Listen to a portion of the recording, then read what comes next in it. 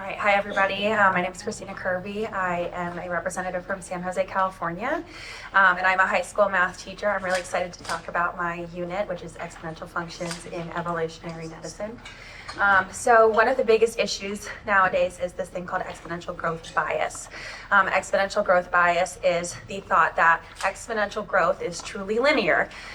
If we think back to the COVID-19 pandemic, we saw a lot of people not heeding the warnings about masking, about self-isolation, and that's very much in part because of this exponential growth bias. They didn't realize that their going out into public without these precautions would spread the disease exponentially.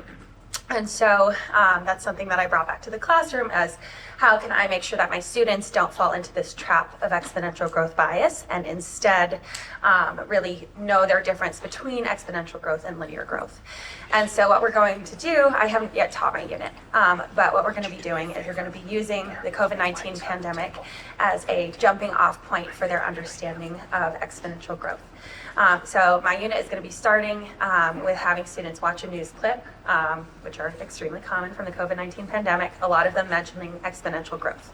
But a lot of them don't have the preconceived understanding of what is exponential growth. So what we're going to do is we're going to play a game of tag. One student is going to be patient 0. They're going to have a little string around their neck with a picture of the coronavirus on them. And they're going to have one for somebody else. They're going to run around, play tag. They'll tag somebody else, give it to them.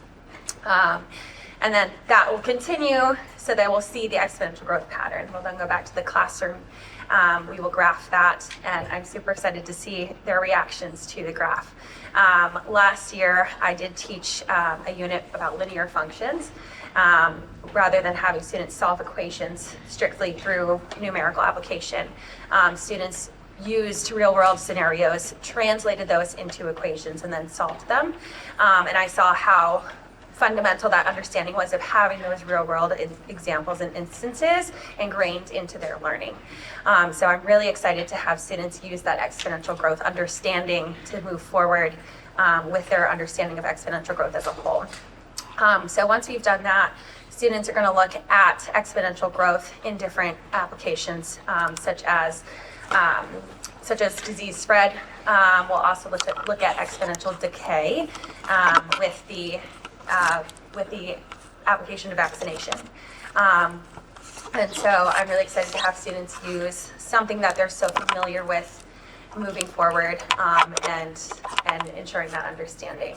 At the end of the unit, students are going to be creating projects in which they research their own instance of exponential growth. They're going to graph these.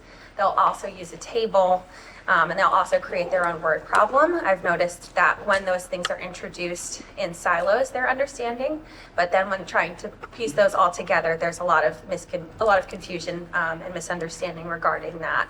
And so having all of these be kind of brought together, I'm really hoping that students will not have the siloed understanding anymore, that they'll realize that all of these different representations really represent one type of growth, which is exponential. Moving forward, I'm hoping that students can use the understanding from this unit to be more proactive in, hopefully there's not another pandemic, but in case there is, I'm hoping students can use their understanding to move forward and be proactive in spreading the understanding of exponential growth truly for what it is, and we'll hopefully try to eradicate exponential growth bias in the San Jose community and in the greater community of the United States. So thank you so much.